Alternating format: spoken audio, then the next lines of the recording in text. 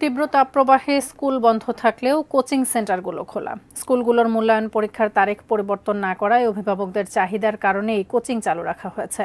আবুল কালাম আজাদের রিপোর্টে বিস্তারিত। তীব্র তাপপ্রবাহে শিক্ষার্থীদের স্বাস্থ্য সুরক্ষায় সারা দেশে শিক্ষা প্রতিষ্ঠান বন্ধ রয়েছে, অথচ পুরোদমে চলছে কোচিং সেন্টারগুলো। ফলে গরমের মধ্যে ঝুঁকি নিয়ে বাইরে বের হতে হচ্ছে শিক্ষার্থীদের।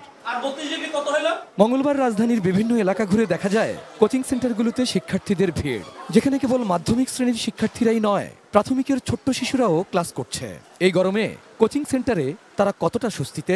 রোদের মধ্যে আসতে গেলে এখানে দেখেন স্কিনটা দেখেন পুড়ে যাচ্ছে সর্বপ্রথম।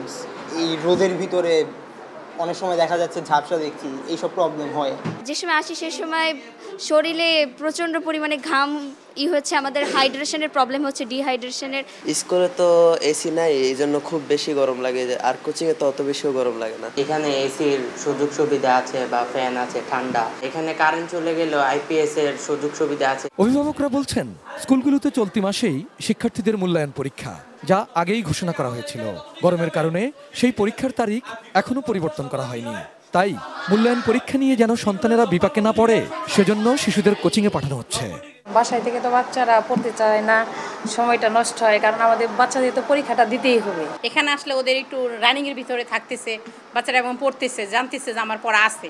কোচিং কর্তৃপক্ষ বলছে শিক্ষার্থীদের পড়াশোনার কথা মাথায় রেখে অভিভাবকদের চাহিদার কথা বিবেচনা করেই তারা কোচিং সেন্টারগুলো চালু করেছে। বাচ্চারাগুলো এখানে আসছে, ওরা কিন্তু এখন বাইরে ঘুরতেছে না, ওরা বাতাসে ফ্যানের নিচে বসে আছে, ওরা কিন্তু কোনো সমস্যা হচ্ছে না।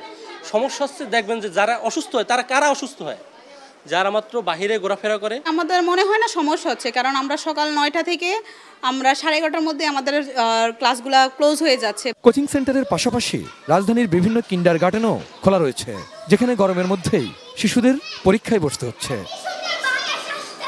কিন্ডারগার্টেন কর্তৃপক্ষ বলছে 6 মে শিশুদের পরীক্ষা শেষ হয়ে যাওয়ার পরই তারা অন্যান্য শিক্ষা প্রতিষ্ঠানের মতোই তাদের প্রতিষ্ঠানও বন্ধ রাখবে। 4টা পরীক্ষা এই 4 দিনে আমরা চাচ্ছি যে শেষ করে দিতে, তাও বন্ধ দিয়ে। আর দ্বিতীয়ত আমাদের 8:30 থেকে 10টার মধ্যে, মানে ঠান্ডার টাইমটাই আমরা নিয়ে ছেড়ে দিচ্ছি। Abul Kalam Azad, ATN news, Dhaka.